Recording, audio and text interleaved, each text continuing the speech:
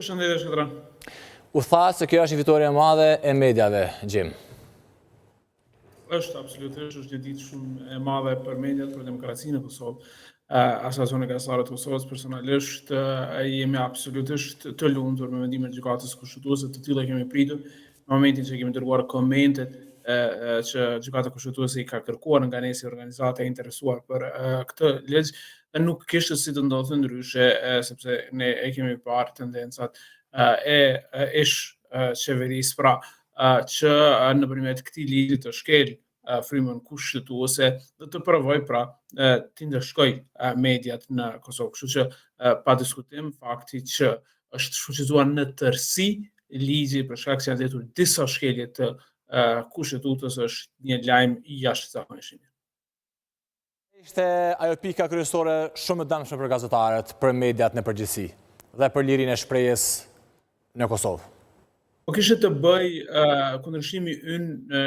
është në dy aspekte Shkëdran. I pari vazhdon edhe pse nuk përmendet sepse edhe nuk ka dalë i plot gjykimi i gjykatës kushtetuese, ne vazhdojmë të kundërshtojmë tendencën në fakt që ligji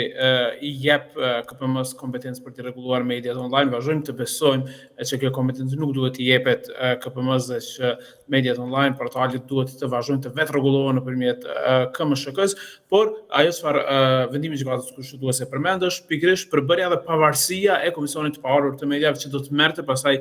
vendime sa i përket gjitha mediave, televizioneve, radiove dhe në atë rast edhe portaleve. Dhe gjetja e parë serioze shkeljes së kushtetutës ka të bëjë me përbërjen e KPM-s, me mënyrën e emërimit të kryetarit të KPM-s, që deri më tash votojnë nga anëtarët e tjerë të KPM-s, kurse ligji i ri parashikoi që të emëroj direkt nga Kuvendi i Kosovës dhe vendimi i gjykatës kushtetuese, pra jep detajet se kjo do të mund të keq përdorë nga një shumicë të caktuar parlamentare politikisht. Pra kjo është e brenga kryesore që ligji i ri propozuar nga vetëvendosja i jepte gjitha mundësitë që përbërja e Komisionit të Pavarur të Mediave të ishte politike. Pra përbërja e njerëzve që do ta përkranin partinë në pushtet dhe që do të merrnin masha kundër mediave, me rritjen gjithashtu të numrit të anëtarëve nga 7 në 11 dhe zgjedhja direkt nga Kuvendi do ta politizonte tema se këtë institucion, prandaj është mirë që kjo është parandaluar.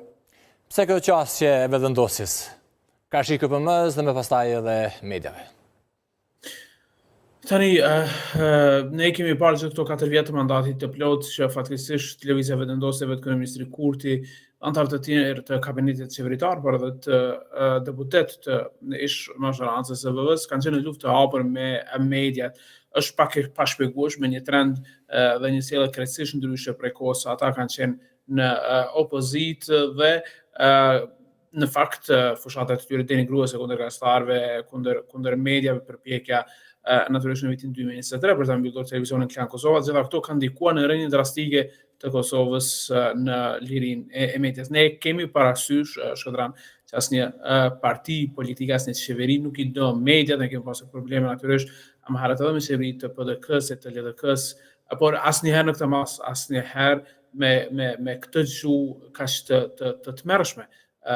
të kryeministrit Kurti së pari, por edhe të anëtarëve të tjerë të kabinetit qeveritar dhe të deputetëve. Shpresojnë në fakt që vendimi i sotëm të jetë një moment reflektimi edhe për vetëvendosjen në rast se arrin të bëj një qeveri të re dhe një mazhorancë të re, që të jetë e kujdesshme në ligjin e ri, të ketë gjithë përfshirje, ashtu siç e kërkon gjykata kushtetuese, që të ftohen të gjithë aktorët e interesuar për të kontributin e tyre, që ligji të jetë në linjë me standardet e Bashkimit Evropian dhe mbi të gjitha të marrë parasysh rekomandimet e Këshillit të Evropës. Ndërkohë, edhe sot ka pas pak a shumë reagime të ndryshme pas shfuqizimit të këtij ligji, derisa gjatë ditës së djeshme pardje po ashtu ka pasur shumë deklarime sidomos ndaj Klan Kosovës, por edhe media të tjera, në veçantë gazetarëve, duke bërë edhe si themi një farë lloj interpretimi se kush është gazetari, kush s'është gazetari, kush është punëtori i mediave. Pra po vazhdon një qasje e tillë, Gjem.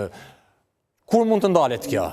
Tash gjykata kushtetuese ndali ligjin në aspektin formal këtu, por në anën praktike kur mund të ndalet një gjuhë e tillë fyese dhe nigruese ndaj gazetarëve? Gjykata kushtetuese fatkeqësisht nuk mund ta ndalë gjuhën e zotit Kurti dhe të tjerëve. Natyrisht ne jemi gjithmonë për lirinë e shprehjes, Shkëdran, që aplikohet edhe duhet aplikohet njëjtë për të gjithë qytetarët e Kosovës. Pra, të gjithë qytetarët e Kosovës e kanë të garantuar lirinë e shpresë.